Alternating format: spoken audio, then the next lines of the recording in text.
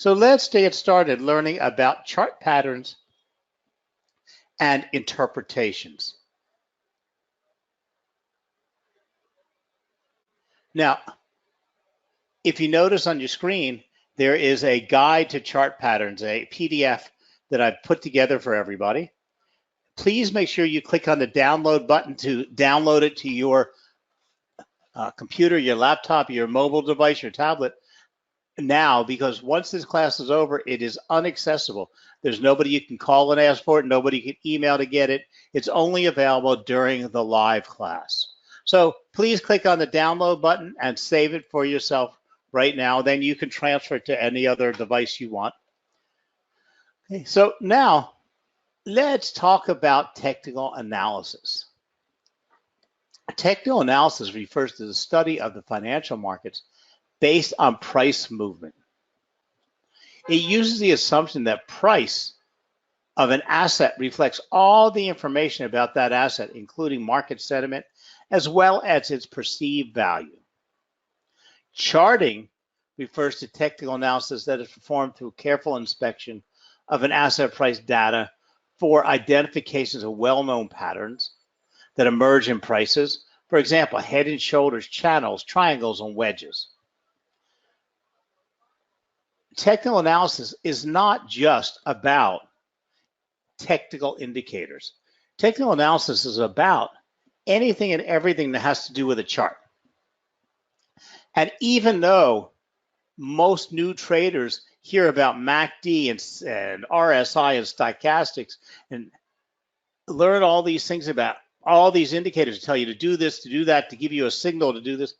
Okay. If you really analyze the field of technical analysis, you'd find out lots more traders and lots more successful traders look for historic patterns on charts and repeated patterns on charts and price levels on charts known as support and resistance and trend lines on charts. And chart patterns is essential to being able to interpret the current market price. Now, chart patterns are well documented in technical analysis literature and are based on the psychological phenomena that occur between buyers and sellers of financial instruments and liquid markets.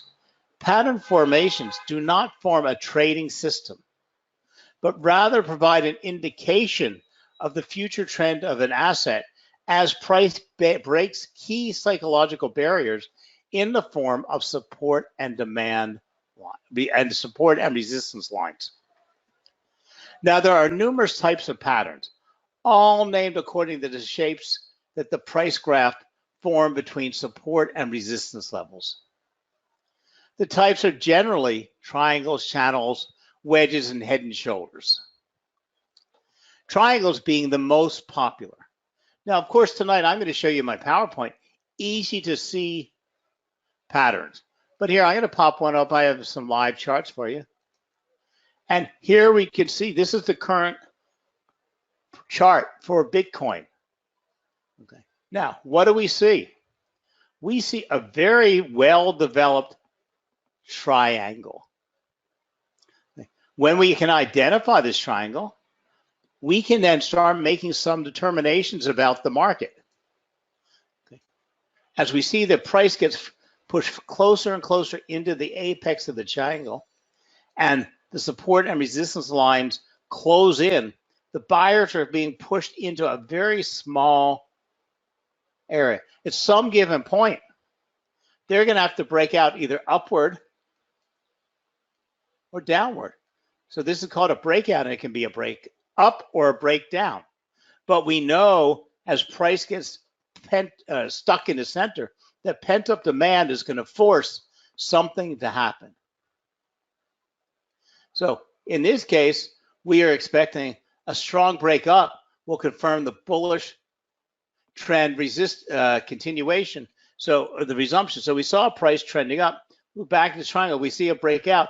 This tells us this was just a simple retracement, and we would expect price to continue this previous uptrend. But it might break downward. Now, there are keys that we can use through this, such as volume, to help determine the momentum and what we expect price to do when this happens. So regardless of whether we're looking at an ascending triangle, a descending triangle, symmetrical triangle, whether we're looking at a head and shoulders, we're expecting something to happen at that particular price. And whenever you can predict where or what price you could expect an action or reaction, you're a step ahead. Now, a triangle is formed between two converging support and resistance lines. A negative sloping resistance line indicates a reduced level of profit taking and some more uncertainty about the value of an asset. With a positive sloping support line, price levels are squeezed into a corner. Once the support and resistance line is broken, pressure that is built up as a result of the uncertainty is released, and a certain amount of momentum is added to the price change in the direction of the breakout. Now, there are specific variations of triangles that can occur, namely ascending and descending. An ascending triangle has a horizontal resistance line, and a descending triangle has a horizontal support line. I say you don't have to remember all of the terms and all the breakdowns. I just look for a triangle. And you expect when you have the symmetrical triangle, for price to break out and continue in the direction of the previous trend. An ascending triangle usually forms in an uptrend, and a descending triangle usually forms in a downtrend. But it's not that it has to. But if you see the trend and you see the triangle, you can use your brain and figure this out anyway. So it's important to note that an ascending triangle can also be found in a downtrend. So the combination of the name of the triangle and the market trends is deceiving. But now what we want to do is we want to combine the pattern formation, especially the triangle, with volume. When in an ascending triangle, volume usually contracts. Volume, as the price is moving into that corner, should be declining. And then when it breaks out upward or downward, if the markets believe in that breakout, you should see a big jump in volume, because the asset has momentum to move in the direction of the breakout. We also have channels. Okay, channels are various, basically double tops and double bottoms. Okay, I don't put as much relevance into channels. They happen quite often, and they don't always tell you something. Okay, but we have channels and rectangles, and we have wedges. So let me show you them on a chart also.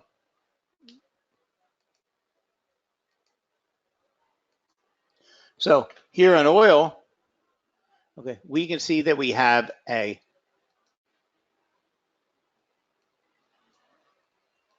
upward moving channel. Now, when that channel reaches a resistance line, we could expect some action. See, as that price channel hit this resistance line, price fell back down, and we're still expecting it to either bounce, break out of that channel and come down to the support line, or break out and then bounce off of its next resistance line and move back up to an upper channel. We can only predict, but volume will help us confirm that movement. So we can see that when price pushed up to the upper resistance line, look how much volume support soared as it declined off of that resistance line. So we think that this resistance level is a pretty strong resistance level for the current price. But this is ways that is used in our everyday trading. I just want to get these markers off of here and then go back to my PowerPoint.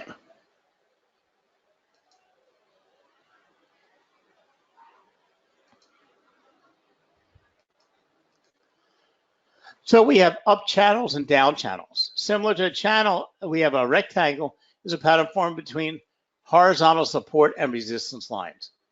Okay. Rectangles and channels are sometimes referred to as flags and pennants, depending on the slope of the initial trend and the slope of the breakout. A flag could be defined as a bullish continuation channel down, or a bearish continuation channel up. A pennant would be defined as a bullish continuation triangle or a bearish continuation triangle. This means whether the price is going to break out to the positive, and continue moving up in the bullish manner, or break out following the bearish trend that it has. Then we have wedges. Now, I can hardly tell the difference between a wedge and a triangle, so I lump them all together into triangles. But wedges are slightly different. Wedges are similar to triangles in that the pattern is formed between a converging support and resistance line. However, where the support and resistance lines in a triangle have one positive and one negative slope, the support and resistance lines of a wedge, they both have either a positive or negative slope. So we can see that on the picture on the right, the wedge continuation is both are sloping upward. One is just sloping upward faster than the other, but both lines are supporting moving upward, or both lines are moving downward. It's just how fast they're moving. So the most common wedges are found as breakouts in the opposite direction of the wedge. That is, bearish breakouts in a rising wedge and bullish breakouts in a falling wedge. Now, most of this is explained to you in detail in the handout I gave you. And I've given you actual chart patterns and charts to see how they are developing. Now, one of the most well-known, well-respected chart pattern is called a head and shoulders. Now, there's all kinds of weird things out there. There's something called a teacup. Okay, then there's the cup and saucer. There's all kinds of things out there. Okay, some are more reliable than others. I stick with the major patterns been around. I use triangles and head and shoulders. Now, head and shoulders describes a price movement that depicts the head and shoulders of a person. The head and shoulders is a reversal pattern with a bullish trend to a bearish trend, or the opposite, and that's the inverse head and shoulders. Now, a head and shoulders takes a little bit of time to develop. Okay. What it means is the price is moving in an uptrend. Moves in the uptrend, it hits a support line, a resistance line, bounces off and comes down to make a bottom. Bounces off that new bottom, moves up through that original support line, resistance line, and hits another resistance line, and then falls back down to its original bottom. This then becomes what we call the neckline. We don't even see the development of this at this point. We're not doing anything. We're not preparing anything. When price bounces off that neckline, hits that previous resistance line here and bounces off, now we're called the action. Now, there are some people that have all kinds of rules about exactly how low and how high the shoulders have to be, how much higher the head has to be than the shoulders. Well, I say it's just like a human being. Some people have long necks, some people have short necks. Some people have hunched shoulders, some people have high shoulders. As long as it forms relatively equal shoulder heights and the head is higher than the shoulders, and what's important is the neckline or the bottom line. Once it is formed, this starts to form this last part of the shoulder and bounces off that. You can see that last shoulder is starting to weld to form.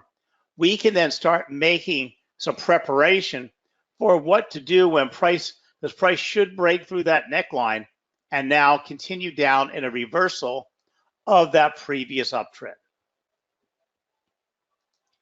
But in reality, it's easy for me to draw these on sketches for you. In reality, they're much harder to see and analyze. But when you can find them, they are very reliable.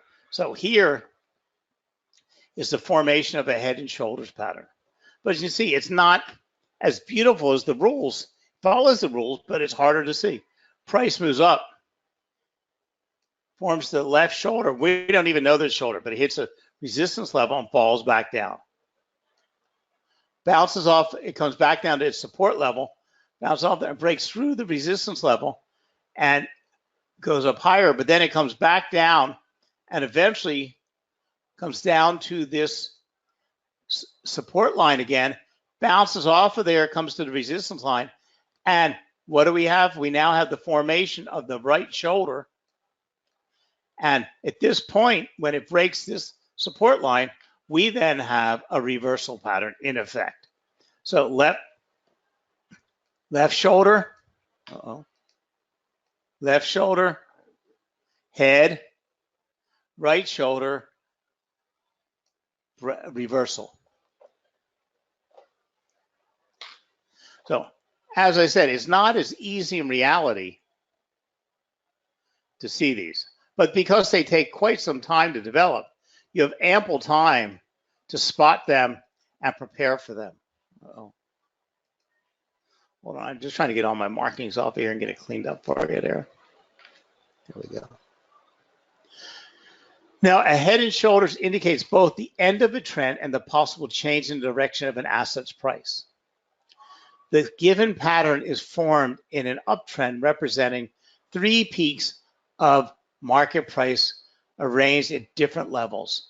2 lower peaks called shoulders and located at the 2 sides of the highest peak called the head. The pattern lows are connected by the support level of the neckline. If the price falls below the neckline or the support level, a sell signal occurs. So we also have the inverse head and shoulders, which takes place in the opposite from a downtrend going to an uptrend or an uptrend going down to a downtrend. So let me share with you something that'll explain these patterns a little bit better to you. And then we'll go on to calculating other types of, or how to figure out where your stop loss should be and where your take profit would be.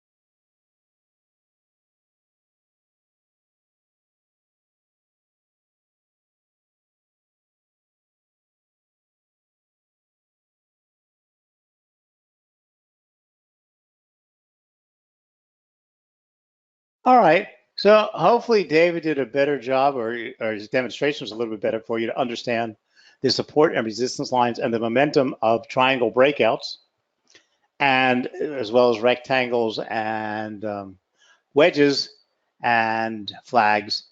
From there, we go on to a couple other common patterns. Now we have what's called double tops and double bottoms. To be honest with you, I don't pay any attention to these. When I see them, I ignore them, because a double top and a double bottom are reversal patterns that touch either the support or resistance line twice before reversing their trend. Well, the fact is, it's a matter of price bouncing off, hitting a resistance line, falling back to support, hitting resistance. Price does that about 1,000 times a day. Okay, and nothing really happens. When price is moving between a support and resistance line, it just bounces there. Sometimes it can stay in there, bounce there between that whole field the whole day long.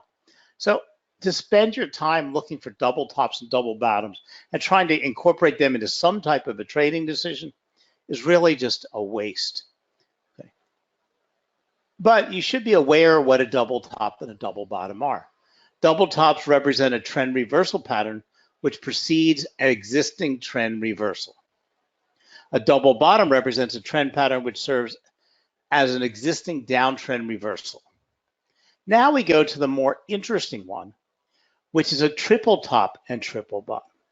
Now, if I see price moving up to a resistance line, bouncing off of it, coming back down to the support line, moving back up, falling back down, moving back up, well, I might pay a little bit more attention. But the first thing you have to look at is the trend. What type of trend is it in? What is the quality of the trend? And look at volume, because triple tops and triple bottoms do occur very often, especially when price is moving into a congested time. Now, price could be moving in a very nice, well-defined uptrend and go into a term of congestion while traders are waiting to do something. And it can form this triple top, but do nothing, and then price moves up, or it falls back down, but not because it formed this double top or double bottom. You know, it's very difficult pushing price up steadily. Sometimes it needs a break. But triple tops and triple bottoms are reversal patterns that touch either the support or resistance line 3 times before reversing their trend. This is a stronger indicator of a trend change than a double top or bottom. Look for a strong initial trend and a significant breakout in order to confirm the reversal. And pay very, very close attention to volume.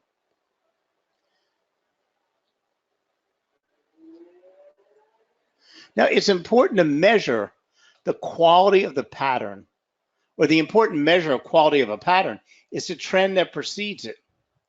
It does not matter whether the trend is bullish or bearish, but the consistency and duration of the initial trend partly determines the well-formedness of a pattern. Okay. Now, that's not saying trends can then have a lot of momentum moving up like that, and then they can slow down and move like that.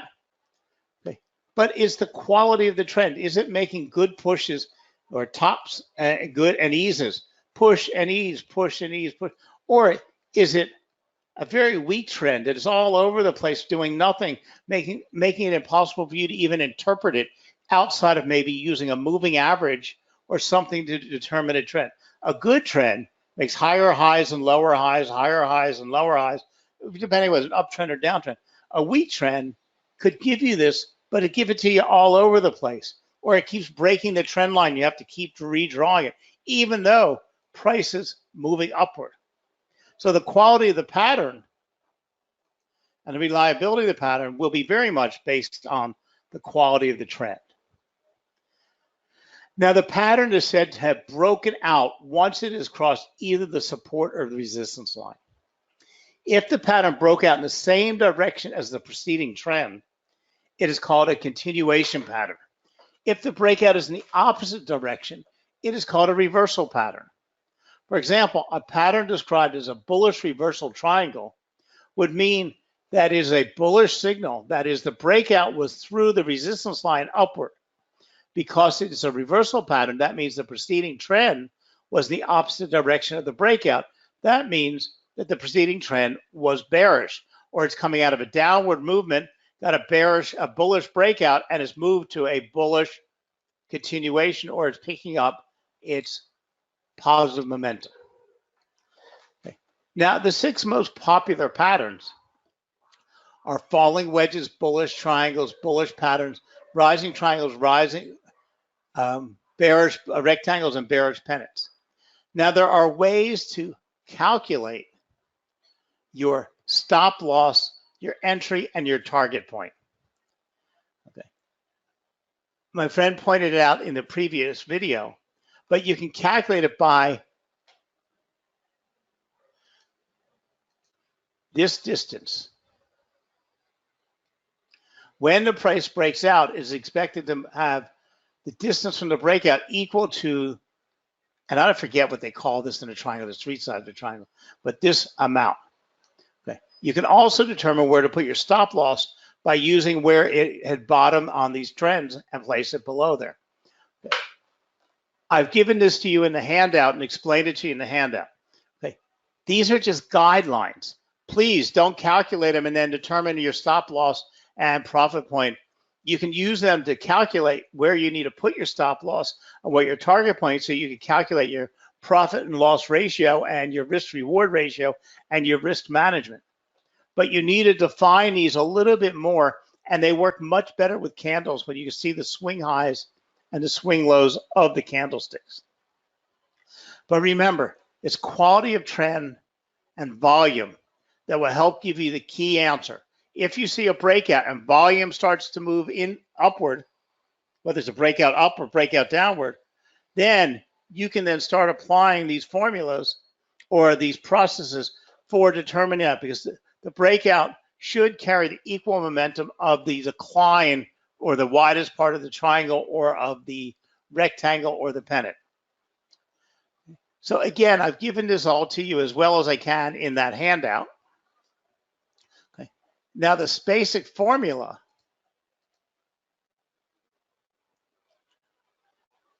for a head and shoulders is very simple.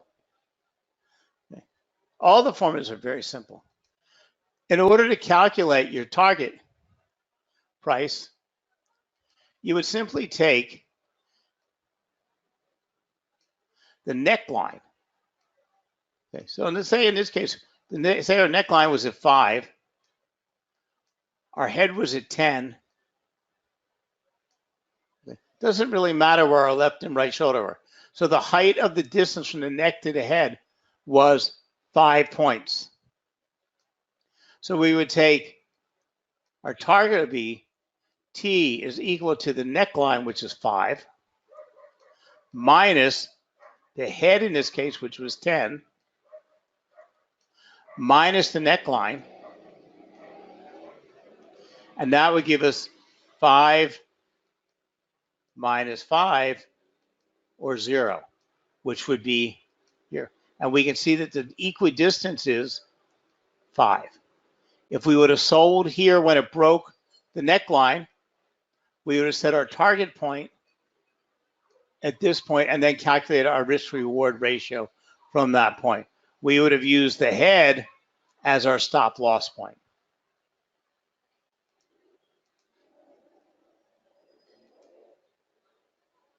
So it's a very basic calculation. So in triple tops or triple bottoms is pretty easy also. We would use T as our target price is equal to our support line, where price has been bouncing off of, minus the height, which is the distance between that and the resistance line. So we'd have the target level is equal to the support level minus the pattern's height, with the difference between the top and the resistance, which is the difference between the support and resistance levels, and that would give us our target price for our calculation. In triangles, we use the top and the bottom of the support and resistance line and calculate the height between the two lines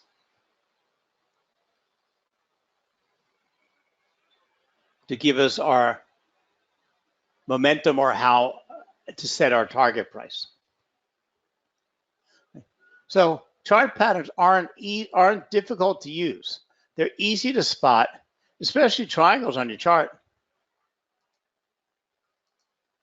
Let me just bring that chart back up here. And they're easy to deal in. So let's go here, and we're going to drop on volume.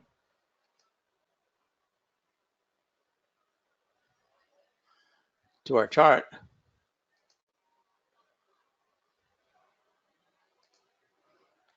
And as we can see, as prices moved into this triangle,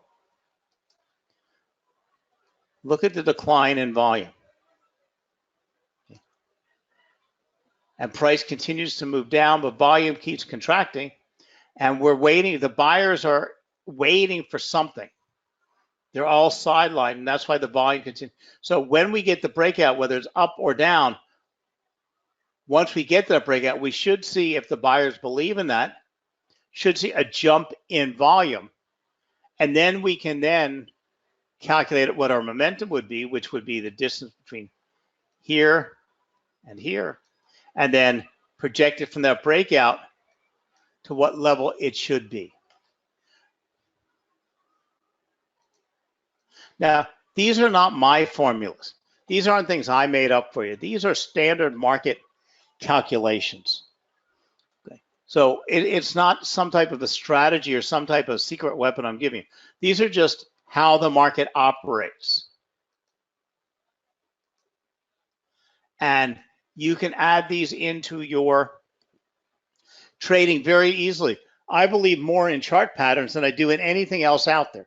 Chart patterns, support and resistance, trend lines, and price action and volume give you an entire trading system, which will be just as accurate as any Fibonacci retracements and RSI and stochastics and all the complicated.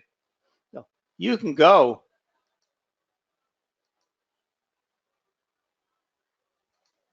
this complicated, and actually I've turned off a lot of the indicators here.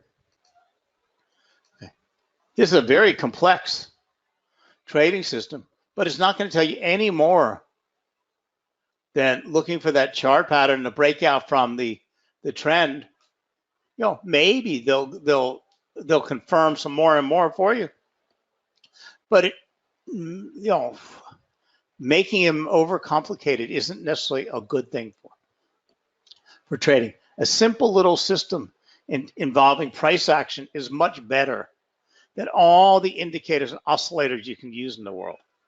So on that note, I'm going to say goodnight to everybody. Hopefully you'll enjoy that handout I gave you. Follow along. It's got more detail than we had in class, and it will help you. If you want to see a recorded version of this class, just use the same link you used to come to the night class, or you can find it on investing.com. Thank you very much, and thank you for supporting Alvexo. And go over and sign up now, and they'll give you all kinds of benefits for signing up from the webinar. So go to www.alvexo.com. Now, if they're not available in your local areas because they only provide trading or platform facilities where they are regulated. So thank you very much for joining us. Have a great week, and we'll talk to you again real soon. Good night now.